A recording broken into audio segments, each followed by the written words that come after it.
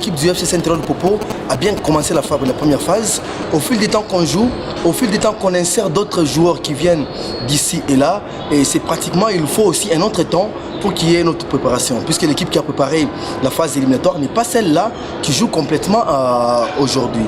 Et vous savez, quand vous avez un entraîneur principal, Bruno Bla, suspendu aussi, donc ça fait aussi que c'est lui qui donne un plus tactiquement. Il n'est pas là, c'est aussi l'une des causes de cette contre-performance des Viettes.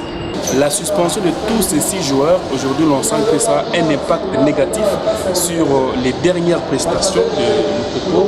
Une défaite à Kananga devant Dibumba, une défaite ici à Lubumbashi devant les Salésiens du cercle sportif Don Bosco. L'on a senti que cette suspension a un tout petit peu stoppé l'élan des cheminots au niveau de la Linafoot. À ce stade, pour moi, c'est tout à fait normal qu'on assiste à une série de défaites dans le cadre de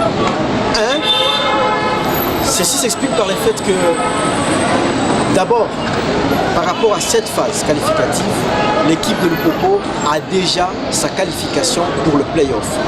Ça fait que, pour l'entraîneur, il n'y a plus grands enjeux pour le reste des matchs.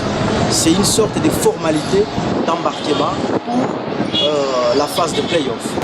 Mais l'autre aspect, c'est le fait que les joueurs qui ont été suspendus, qui ont écopé de 2 mois et de 2 matchs de suspension, cet aspect pousse également l'entraîneur de faire tourner l'effectif malgré lui.